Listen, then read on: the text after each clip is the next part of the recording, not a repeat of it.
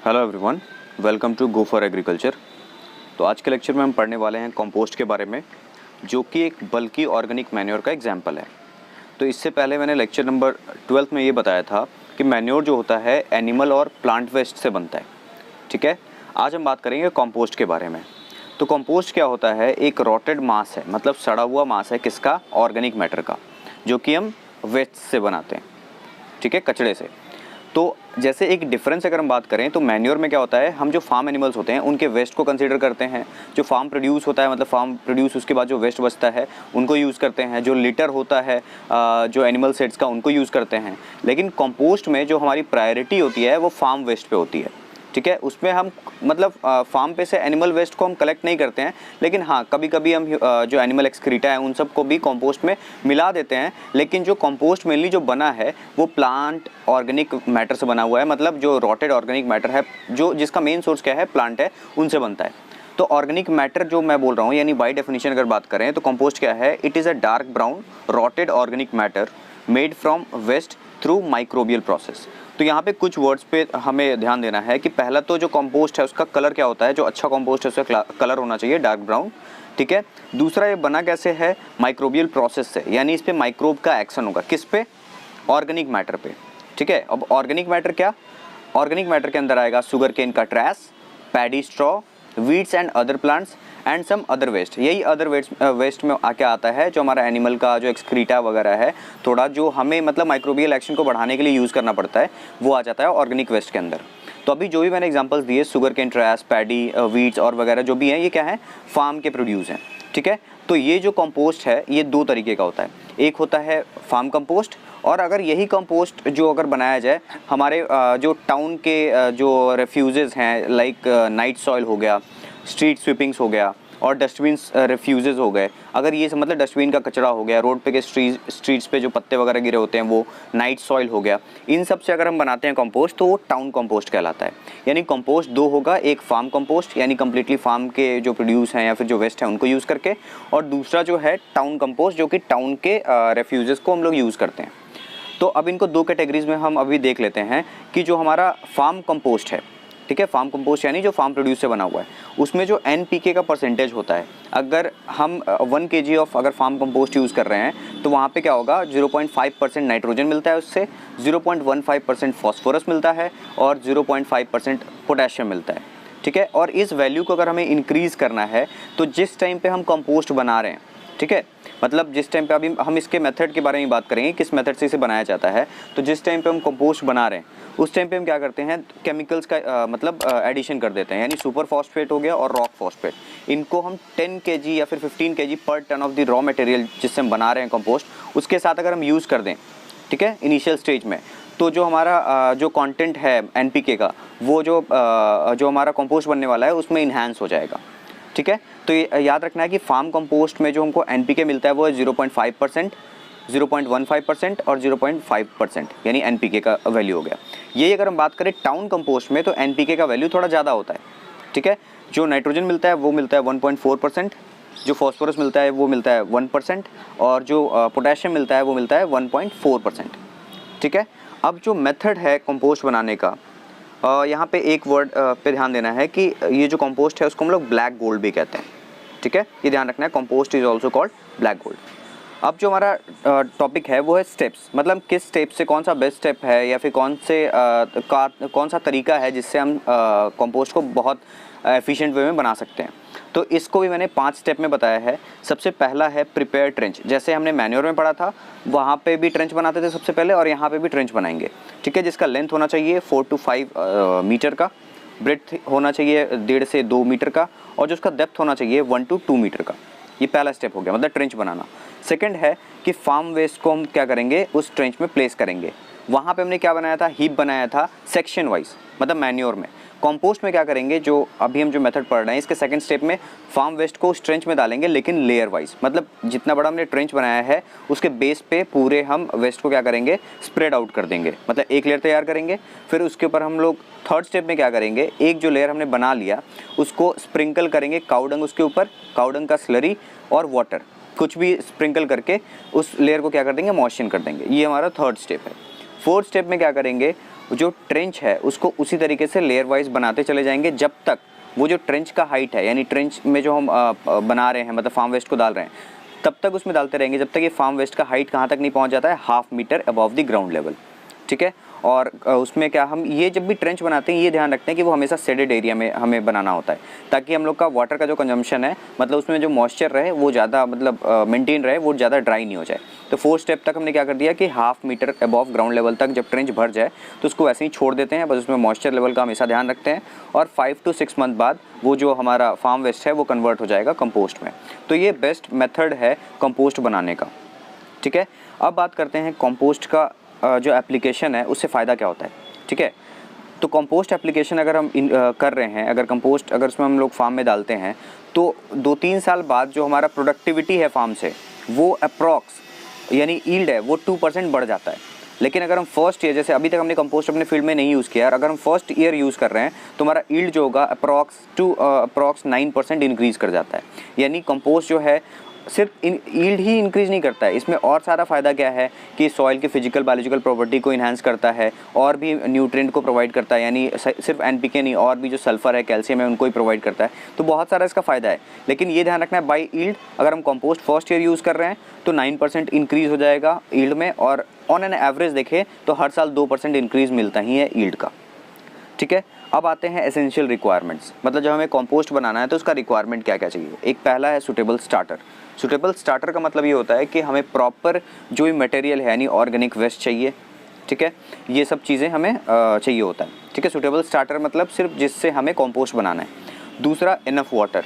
ठीक है। क्योंकि मैंने जैसे बताया कि वो ड्राई अप नहीं होना चाहिए, प्रॉपर मॉइस्चर मतलब मेंटेन होना चाहिए, क्योंकि अगर मॉइस्चर मेंटेन नहीं रहेगा तो जो भी उसमें डिकम्पोजिशन प्रोसेस है वो स्लो हो सकता है। इवन बहुत ज़्यादा ड्राई हो गया तो उसके अंदर जो माइक्रोब्स है वो मर जाएंगे।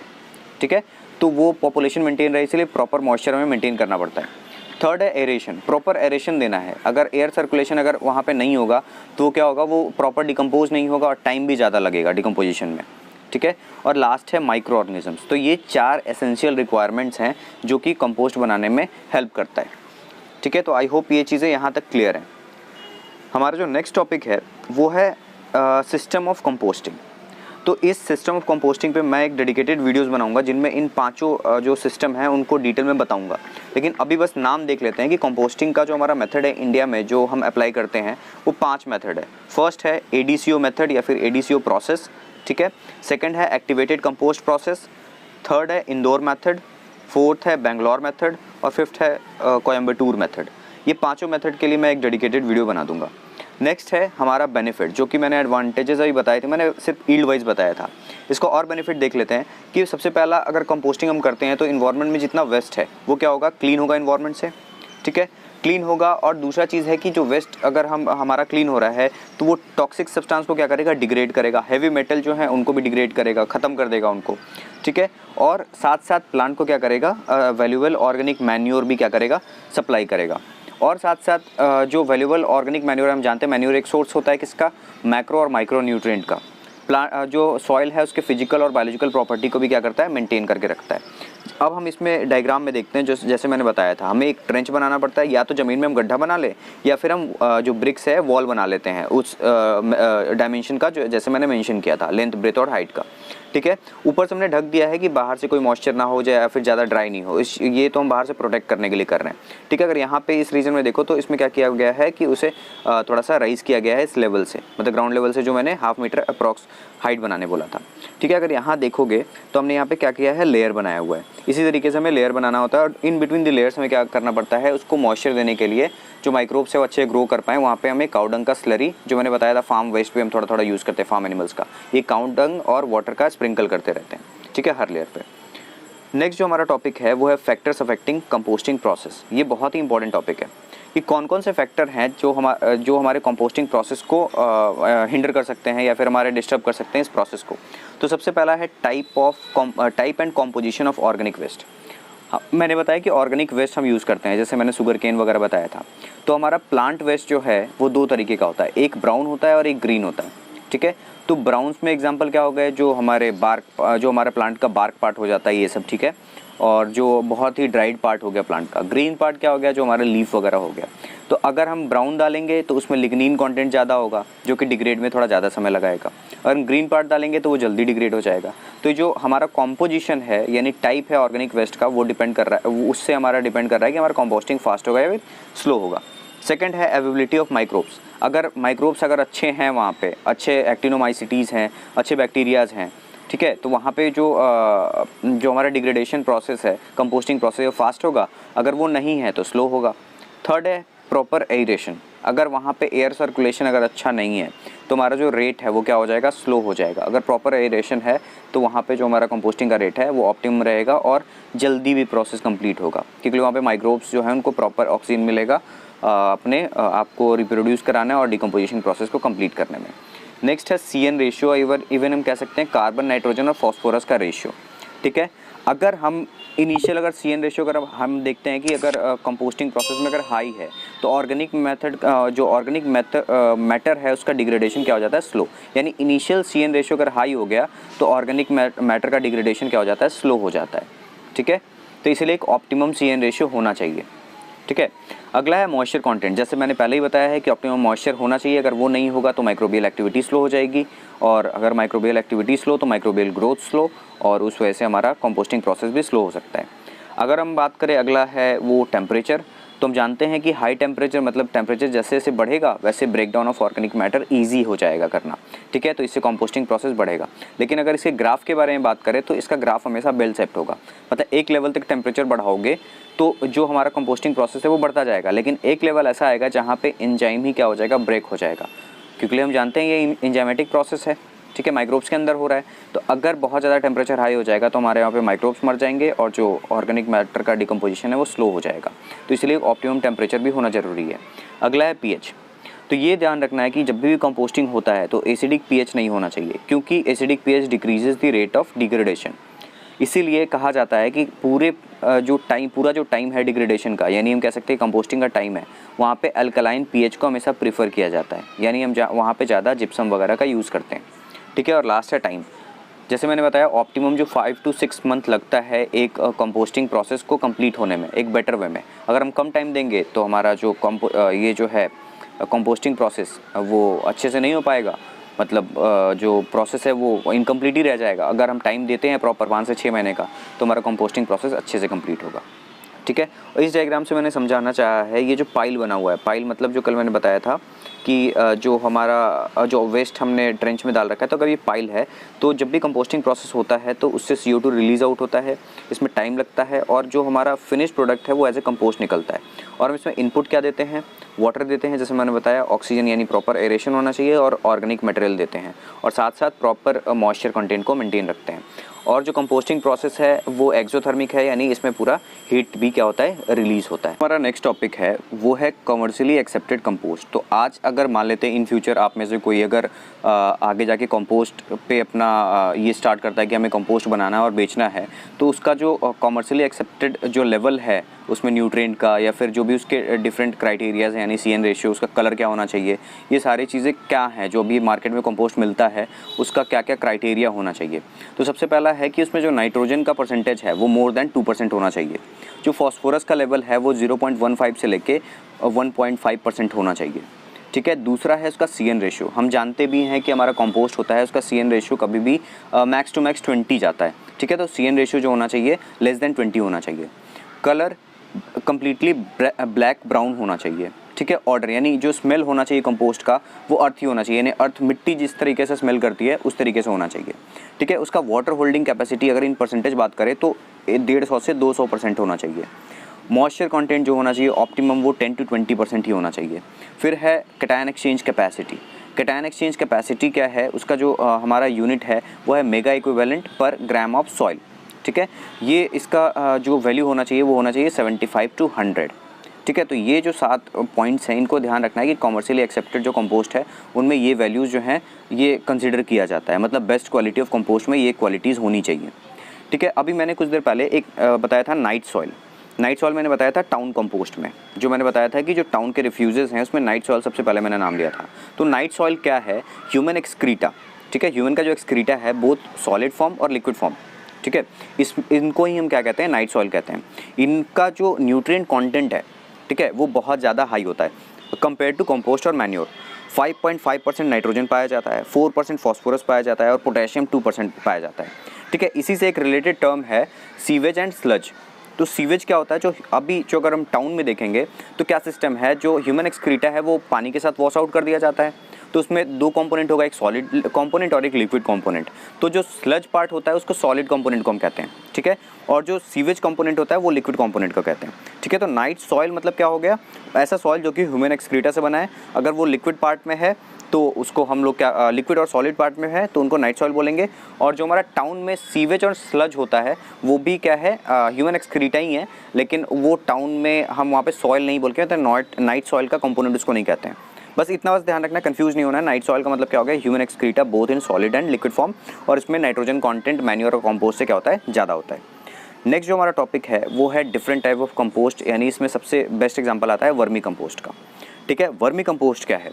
वर्मी कंपोस्ट एक टाइप ऑफ कंपोस्ट है जिसको प्रिपेयर किया जाता है with the help of earthworms, ठीक है। वर्मी मतलब यहाँ पे क्या हो गया? वॉर्म्स, ठीक है। तो ऐसा कंपोस्ट जो कि प्रिपेयर किया जाए with the help of earthworms, ठीक है। अब अर्थवॉर्म करता क्या है? अर्थवॉर्म जो हमारा वेस्ट है कंपोस्ट में, जो हमने ऑर्गेनिक वेस्ट लिया था, ठीक है, उसको क्या करता है? ये मतलब खा जाता है और उसको जो वो एक्सक्रीट करता है वो कास्ट के फॉर्म में, यहाँ पे मैंने स्पेलिंग गलत कर दिया है, CAST ही होगा, ई नहीं होगा लास्ट में, ठीक है। वो एक्सक्रीट करता है सॉइल कास्ट के फॉर्म में।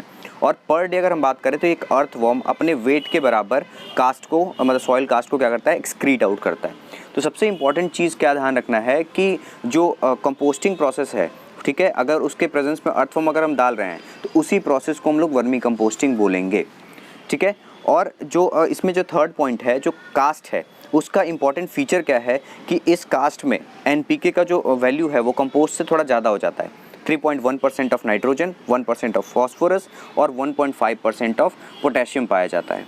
अब कंपोस्ट के एडवांटेजेस तो हमने पढ़े, उसके आगे भी वर्मी कंपोस्ट का क्या एडवांटेज है? सबसे पहला कि ये मेजर और माइनर न्यूट्रिएंट्स को ही प्रोवाइड करता है, जो कि कंपोस्ट में हमने देखा हुआ है, ठीक है। इंक्रीज माइक्रोबियल पॉपुलेशन, कि हम जानते हैं कि जो गट होता है एनिमल्स का, उनमें ही बहुत सारे एसेंशियल माइक्रोब्स पाए जाते हैं, तो वो भी हमारे क्या आ जाएंगे? उनके फूड के, यानी जो सॉइल कास्ट है उनके साथ सॉइल में आ जाते हैं और वो भी हमारे सॉइल की फर्टिलिटी को बढ़ाते हैं, ठीक है। बहुत सारे PGRs यानी प्लांट ग्रोथ रेगुलेटर्स जो हम पढ़ते हैं, ऑक्सिन, जिब्रेलिन्स वगैरह, तो ये भी क्या है? उनके कास्ट में प्रेजेंट होता है, ठीक है।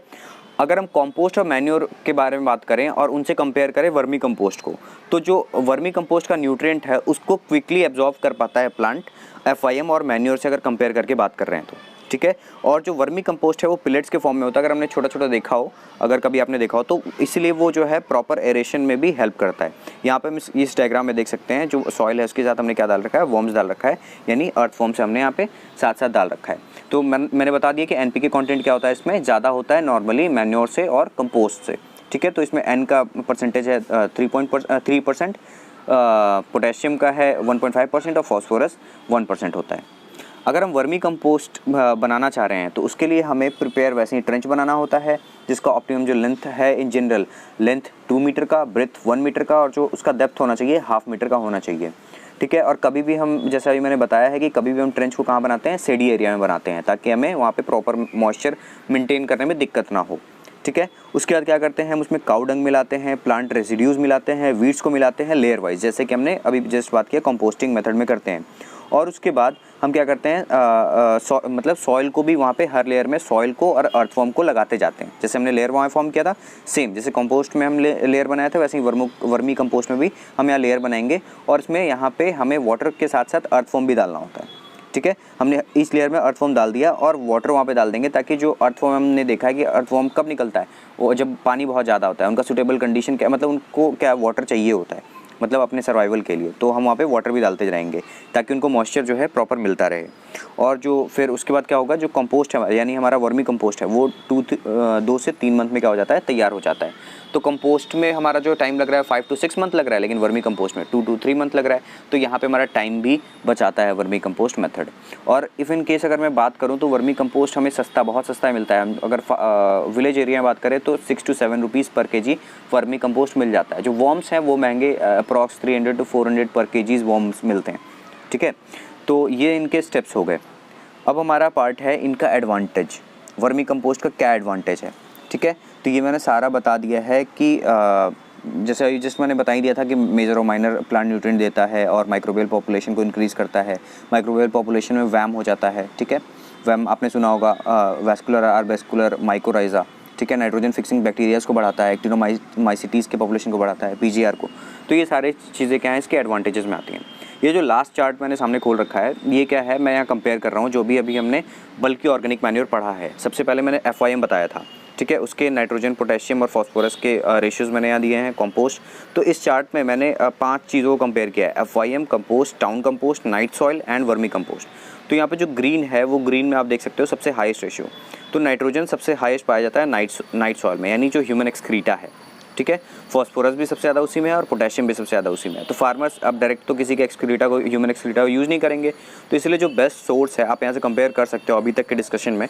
जो हमारी नेक्स्ट लेक्चर होगी वो हम करेंगे ग्रीन मैन्योर पे, तो उसमें भी हम देखेंगे, वहाँ पे भी हम कंपेयर करेंगे इन सारों को। तो अभी के लिए अगर हम बात करें तो अभी तक हमने जितना पढ़ा है, सबसे ज़्यादा नाइट्रोजन किस में है, नाइट सॉइल, और उसके बाद अगर हम बात करें तो वर्मी कंपोस्ट। ठीक है, दूसरा फॉस्फोरस का जो ग्रेट सोर्स है वो तो भी नाइट सॉइल ही है, उसके बाद हमारा वर्मी कंपोस्ट आता है। और जो पोटेशियम है उसके लिए अगर हम बात करें तो वो उसमें भी वर्मी कंपोस्ट आता है।